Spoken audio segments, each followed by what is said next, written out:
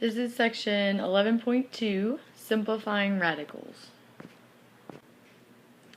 Okay, so when we normally think about a radical, we usually think of a square root or a square root symbol. But you can also have cube roots, fourth roots, fifth roots, and so on and so forth.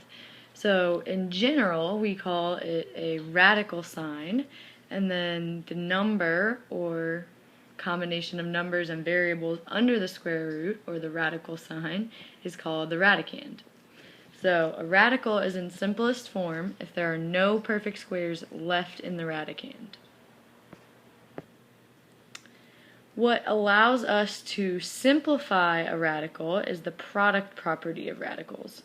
So the square root of AB, for example, is the same thing as the square root of A times the square root of B. For another example, the square root of 4x is the same thing as the square root of 4 times the square root of x. And since the square root of 4 is 2, simplified, that's 2 times the square root of x. So 2 times the square root of x would be the simplest form of that radical. And that's what we want to get it in. We have another example, the square root of 32. Now 32 is not a perfect square, but we can still simplify it. So 32 is 16 times 2. 16 is a perfect square, so the square root of 16 is 4. So we can simplify it as 4 times the square root of 2. For another example, we have the square root of 9 times x cubed.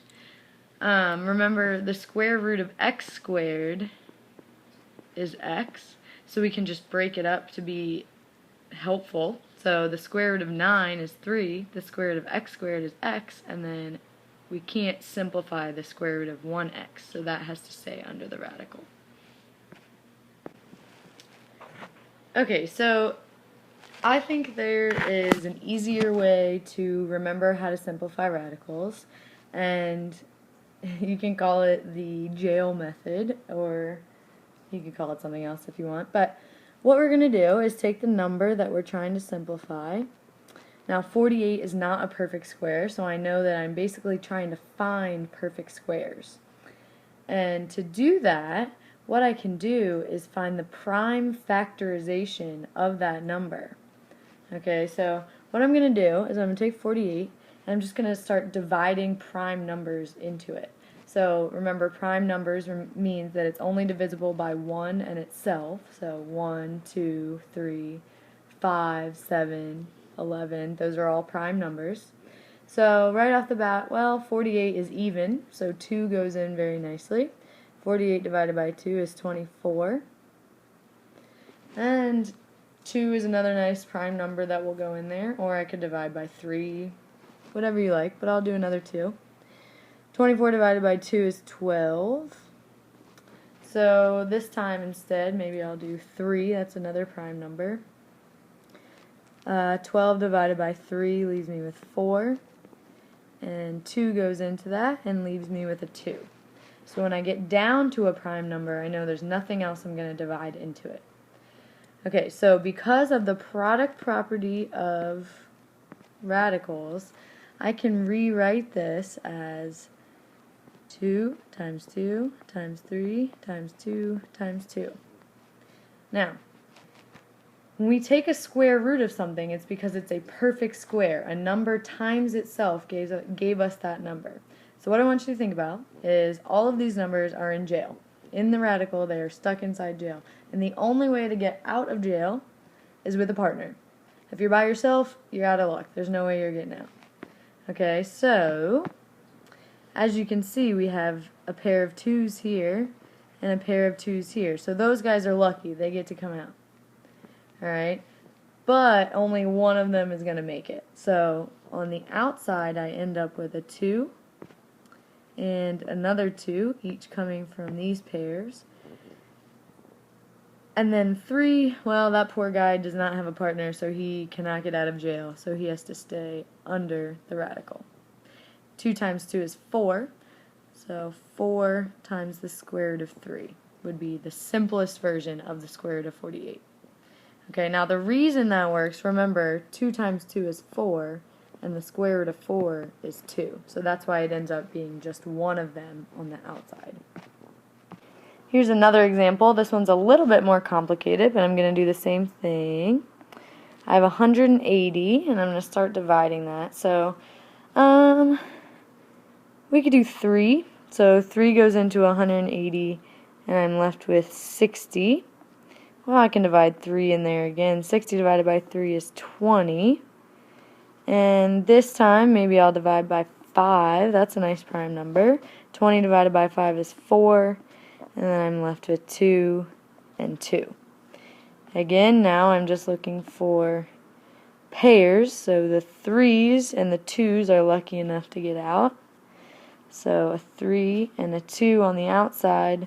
But 5, oh, well, that poor guy's by himself, so he's left underneath. So the square root of 180 is going to simplify to 6 times the square root of 5. Now, variables. X squared. The square root of x squared is x.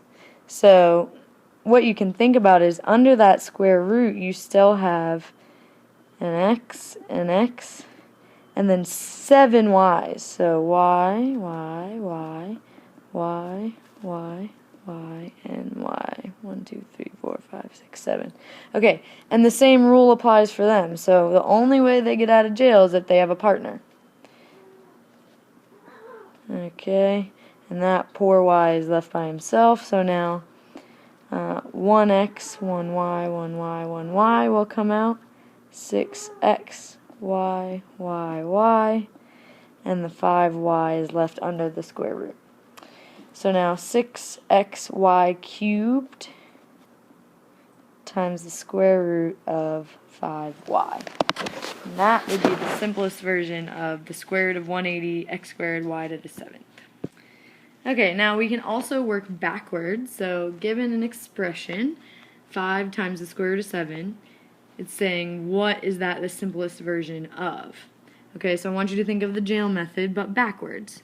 So remember, 5 only got out of jail because he had a partner. So there were 2 5's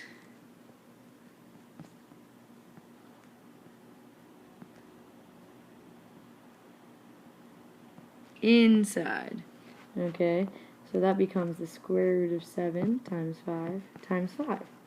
Well, 5 times 5 is 25, times 7 is 175. Okay, this time, notice, we have a cube root. So there's a 3 right there.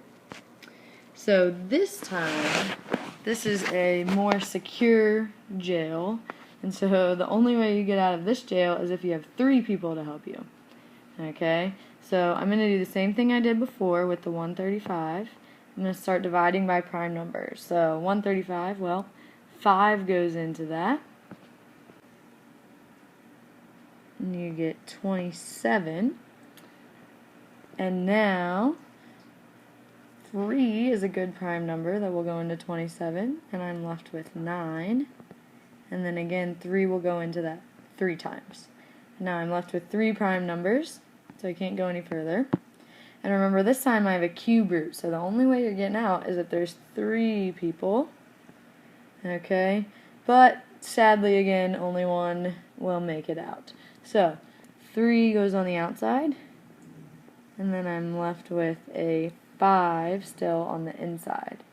Now, same thing with the variables, only this time you only get out if there's 3. So I have 7 A's. 1, 2, 3, 4, 5, 6, 7. Okay.